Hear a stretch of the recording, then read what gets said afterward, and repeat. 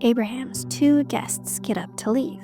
And now the Bible tells us that these two are angels. And God says, should I hide from Abraham what I'm about to do?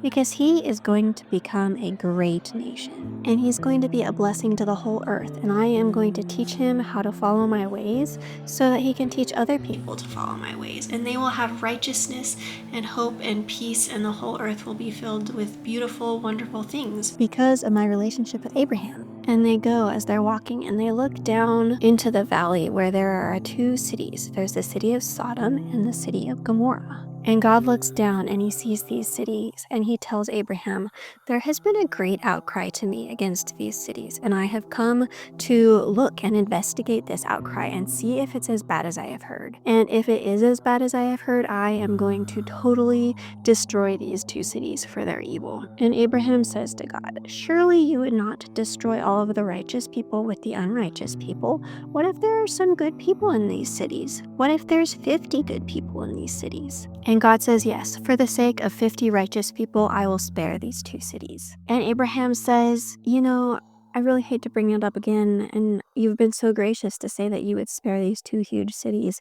for the sake of just 50 righteous people.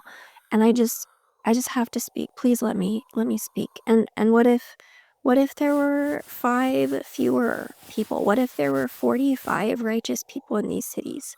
Would you still spare the cities? And God says, yes, for the sake of 45, I would not destroy the cities. And Abraham speaks up again and he says, what if there were only 40 righteous people? And God says, yes. What if there were only 30? Yes. What if there were only 20? Yes. And Abraham speaks up one last time and he says, God, you have been so gracious to me to listen to my prayers and to say that you would save the cities if there were only 20 people. What if there were only 10?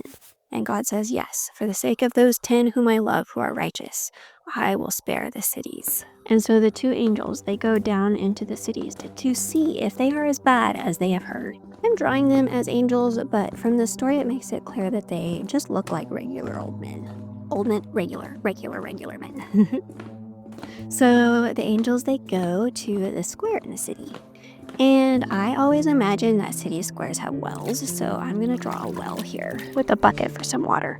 And Lot lives in this city, and so he comes and he sees the men here getting ready to spend the night in the square. And he says to the two men, oh, don't spend the night in the square. I have a house that you can come sleep in, and I'll make some food for you, and just come stay with me. Don't worry about staying in the square. And the men say, oh no, we would like to stay in the square and see what the city is like. See, we've already put out our sleeping bags, and we're just like all set up to stay here tonight. And Lot says, no, I want you to come stay in my house with me. I will take care of you.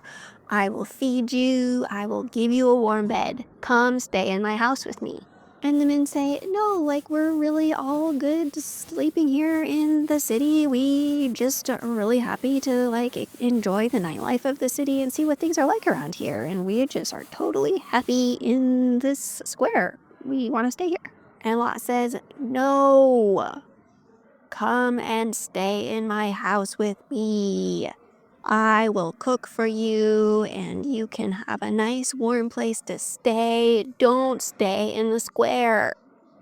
So finally, the men agree, and they decide to stay with Lot in his house. And so they follow Lot home, and Lot cooks some food for them, and they're all sitting down having a nice meal.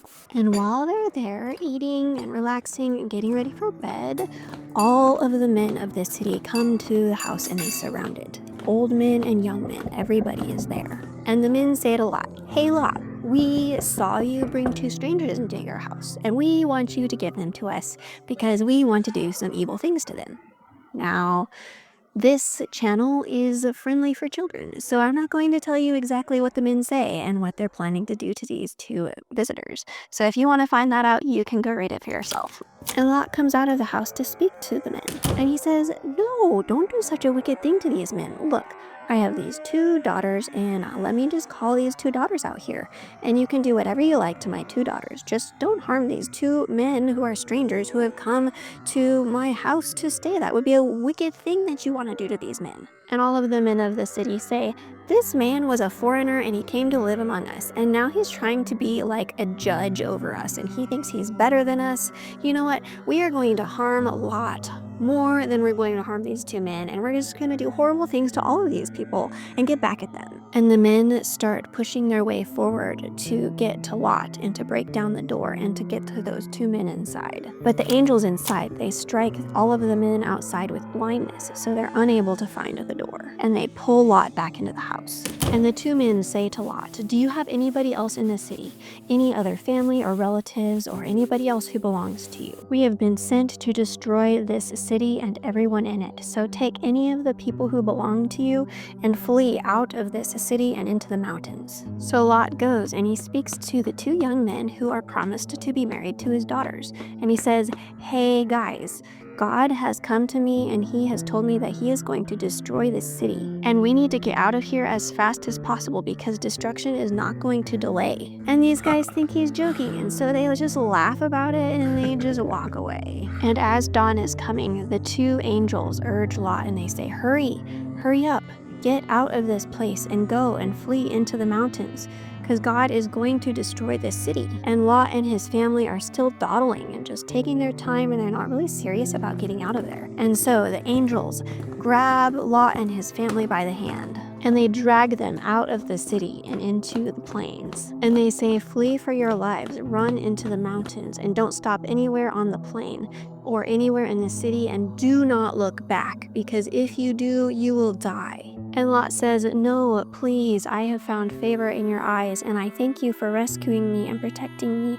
And please, look, there's this tiny little city here. It's too far for me to flee all the way into the mountains, but look at this tiny little city. It's small, isn't it? Look how small it is. Let me just flee there and protect that city, and let us not be killed there." And so God says, yes, it's okay if you flee to that city, but make sure you get there quickly, because I cannot destroy Sodom and Gomorrah until you are there. So Lot and his family flee to this little city, and by the time they get there, it is daytime. And God rains down burning sulfur and fire and brimstone onto these cities of Sodom and Gomorrah, and they are completely destroyed. And Lot's wife, she looks back at the cities of Sodom and Gomorrah, and she is turned into a pillar of salt. And the entire plain and everything in it was totally destroyed. All of the people and all of the cities and all of the animals and all of the vegetation. And early the next morning, Abraham goes out and he looks out on the cities where Sodom and Gomorrah used to be. And he sees that everything has been totally destroyed. And there's a dense smoke rising from the land. But God had had compassion on Abraham and had protected Abraham and protected his family, his nephew Lot, and Lot's family, even though the place that Lot was living was full of such great sin.